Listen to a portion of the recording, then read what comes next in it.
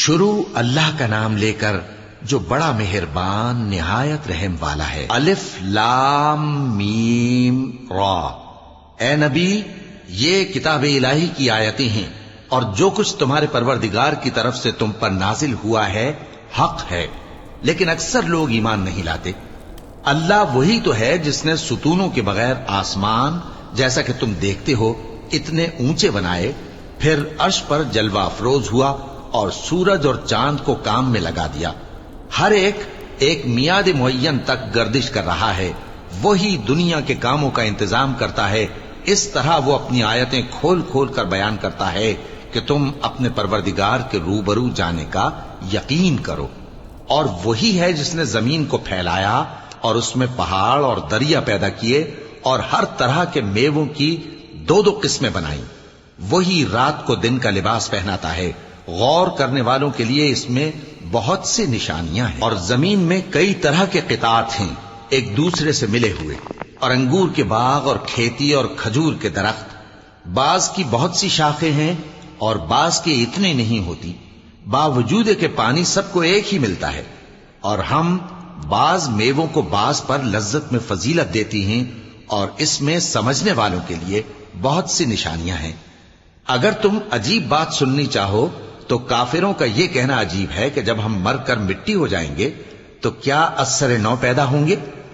یہی لوگ ہیں جو اپنے پروردگار سے منکر ہوئے ہیں، اور یہی ہیں جن کی گردنوں میں طوق ہوں گے، اور یہی اہل دوزخ ہیں کہ ہمیشہ اس میں جلتے رہیں گے۔ اور یہ لوگ بھلائی سے پہلے تم سے برائی جلدی سے مانگتے ہیں، یعنی طالب عذاب ہیں، حالانکہ ان سے پہلے عذاب واقع ہو چکے ہیں۔ اور تمہارا پروردگار لوگوں کو باوجود ان کی بے انصافیوں کے معاف کرنے والا ہے، اور بے شک تمہارا پروردگار سخت عذاب دینے والا ہے۔ اور کافر لوگ کہتے ہیں کہ اس پیغمبر پر اس کے پروردگار کی طرف سے کوئی نشانی کیوں نازل نہیں ہوئی؟ اے نبی، تم تو صرف خبردار کرنے والے ہو، اور ہر ایک قوم کے لیے رہنما ہوا کرتا ہے۔ اللہ ہی اس بچے سے واقف ہے جو عورت کے پیٹ میں ہوتا ہے، اور وہی پیٹ کے سکڑنے اور بڑھنے سے بھی واقف ہے، اور ہر چیز کا اس کے ہاں ایک اندازہ مقرر ہے۔ وہ چھپی اور ظاہر چیزوں کا جاننے والا ہے، سب سے بزرگ ہے، عالی رتبہ ہے۔ کوئی تم میں سے چپکے سے بات کہے یا پکار کر، یا رات کو کہیں چھپ جائے یا دن کی روشنی میں کھلم کھلا چلے پھرے، اللہ کے نزدیک برابر ہے۔ اس کے آگے اور پیچھے اللہ کے چوکیدار ہیں جو اللہ کے حکم سے اس کی نگرانی کرتے ہیں۔ اللہ اس نعمت کو جو کسی قوم کو حاصل ہے نہیں بدلتا جب تک کہ وہ اپنی حالت کو نہ بدلے، اور جب اللہ کسی قوم کے ساتھ برائی کا ارادہ کرتا ہے تو وہ پھر نہیں سکتی، اور اللہ کے سوا ان کا کوئی مددگار نہیں ہوتا۔ وہی تو ہے جو تم کو ڈرانے اور امید دلانے کے لیے بجلی دکھاتا اور بھاری بھاری بادل پیدا کرتا ہے، اور رعد اور فرشتے سب اس کے خوف سے اس کی تسبیح و تحمید کرتے رہتے ہیں۔ اور وہی بجلیاں بھیجتا ہے، پھر جس پر چاہتا ہے گرا بھی دیتا ہے، جبکہ وہ اللہ کے بارے میں جھگڑتے ہیں، اور وہ بڑی قوت والا ہے۔ کام کا پکارنا تو اسی کا ہے، اور جن کو یہ لوگ اس کے سوا پکارتے ہیں وہ ان کی پکار کو کسی طرح قبول نہیں کرتے، مگر اس شخص کی طرح جو اپنے دونوں ہاتھ پانی کی طرف پھیلا دے تاکہ دور ہی سے اس کے منہ تک آ پہنچے، حالانکہ وہ اس تک کبھی بھی نہیں آ سکتا۔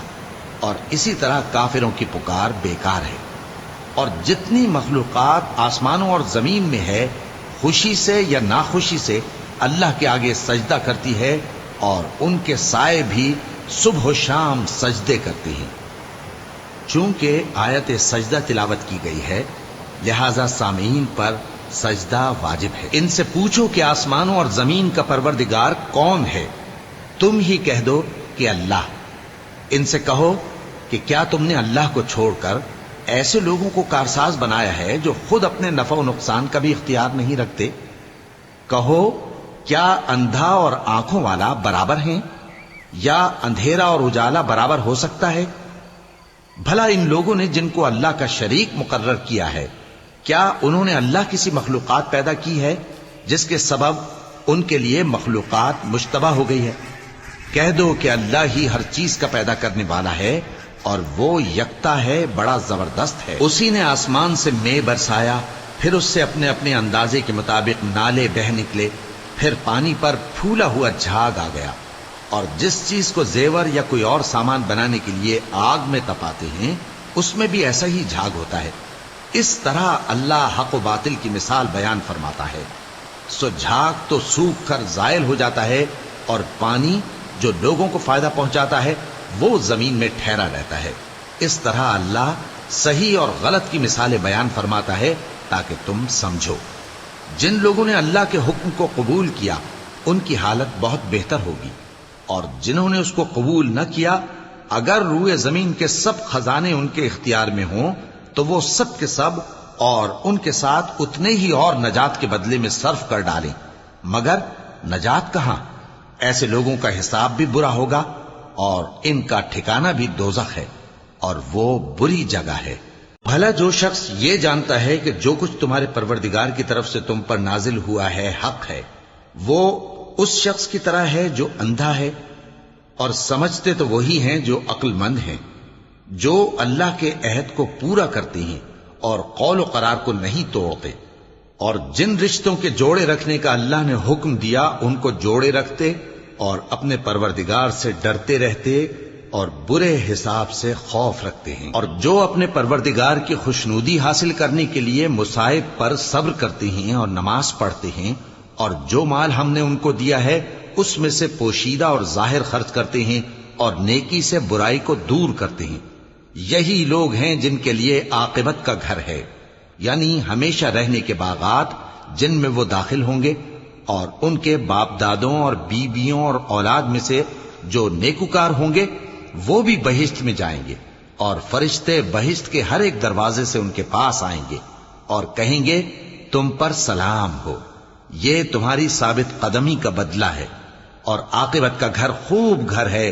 اور جو لوگ اللہ سے پختہ عہد کر کے اس کو توڑ ڈالتے اور جن رشتوں کے جوڑے رکھنے کا اللہ نے حکم دیا ہے ان کو قطع کر دیتے اور ملک میں فساد کرتے ہیں، ایسوں پر لعنت ہے اور ان کے لیے برا انجام ہے۔ اللہ جس کا چاہتا ہے رزق فراخ کر دیتا ہے اور جس کا چاہتا ہے تنگ کر دیتا ہے، اور کافر لوگ دنیا کی زندگی پر خوش ہو رہے ہیں، اور دنیا کی زندگی آخرت کے مقابلے میں بہت تھوڑا سامان ہے۔ اور کافر کہتے ہیں کہ اس پیغمبر پر اس کے پروردگار کی طرف سے کوئی نشانی کیوں نازل نہیں ہوئی؟ کہہ دو کہ اللہ جسے چاہتا ہے گمراہ کرتا ہے، اور جو اس کی طرف رجوع ہوتا ہے اس کو اپنی طرف کا رستہ دکھاتا ہے، یعنی ان کو جو ایمان لاتے اور جن کے دل اللہ کی یاد سے آرام پاتے ہیں ان کو۔ اور سن رکھو کہ اللہ کی یاد سے ہی دل آرام پاتے ہیں۔ جو لوگ ایمان لائے اور عمل نیک کیے ان کے لیے خوشحالی اور عمدہ ٹھکانہ ہے۔ جس طرح ہم پہلے پیغمبر بھیجتے رہے ہیں اسی طرح اے نبی ہم نے تم کو اس امت میں جس سے پہلے بہت سی امتیں گزر چکی ہیں بھیجا ہے، تاکہ تم ان کو وہ کتاب جو ہم نے تمہاری طرف بھیجی ہے پڑھ کر سنا دو۔ اور یہ لوگ رحمان کو نہیں مانتے۔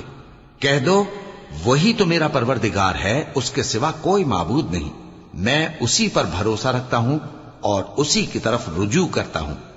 اور اگر کوئی قرآن ایسا ہوتا کہ اس کی تاثیر سے پہاڑ چل پڑتے یا زمین پھٹ جاتی یا مردوں سے کلام کر سکتے تو کیا یہ لوگ ایمان لے آتے؟ بات یہ ہے کہ سب باتیں اللہ کے اختیار میں ہیں، تو کیا مومنوں کو اس سے اطمینان نہیں ہوا کہ اگر اللہ چاہتا تو سب لوگوں کو ہدایت کے رستے پر چلا دیتا؟ اور کافروں پر ہمیشہ ان کے اعمال کے بدلے آفت آتی رہے گی یا ان کے مکانات کے قریب نازل ہوتی رہے گی، یہاں تک کہ اللہ کا وعدہ آ پہنچے۔ بے شک اللہ وعدہ خلاف نہیں کرتا۔ اور تم سے پہلے بھی رسولوں کے ساتھ تمسخر ہوتے رہے ہیں، تو میں نے کافروں کو مہلت دی، پھر میں نے ان کو پکڑ لیا، سو دیکھ لو کہ میرا عذاب کیسا رہا۔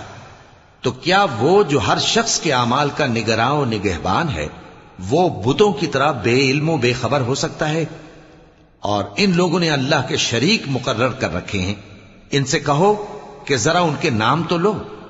کیا تم اسے ایسی چیزیں بتاتے ہو جو روئے زمین پر ہیں اور اسے معلوم نہیں، یا تم لوگ محض سطحی بات کی تقلید کرتے ہو؟